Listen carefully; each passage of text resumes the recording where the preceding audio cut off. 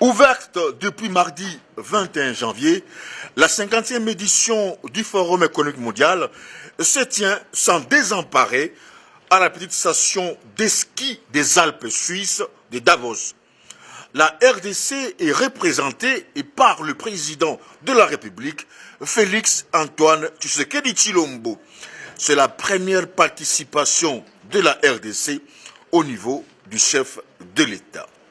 Arrivé mardi à la fin de la journée, accompagné de son épouse, le chef de l'État a pris son cortège la route de Davos à 200 km de la ville de Zurich et à 1700 mètres d'altitude.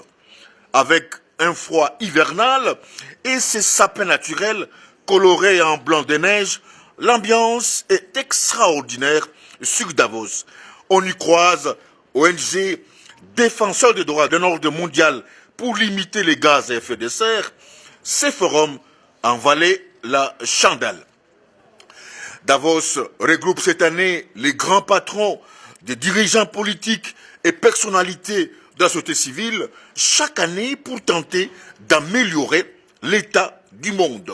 Cette année, le mot d'ordre est un appel en faveur d'un monde plus solidaire et durable. Jusqu'au 24, Davos va accueillir 3000 participants de quelques 90 pays. On y compte 500 journalistes, tant suisses qu'étrangers. La journée du mercredi 22 janvier a été pour le président congolais l'occasion de rencontrer plusieurs personnalités qui comptent dans le monde des investissements. Le président de la République, comme vous le savez naturellement, il a répondu présent à la plus grande plateforme économique mondiale, le sommet de Davos, qui regroupe tous les grands décideurs politiques et économiques mondiaux, tous les gros majors dans les différents secteurs d'activité économique dans le monde. Il a eu à rencontrer en cette matinée exceptionnelle la première ministre belge pour commencer. Ils ont eu à échanger sur la venue de la première ministre belge dans les prochains jours à Kinshasa, qui sera suivi par un groupe d'investisseurs belges pour fin février.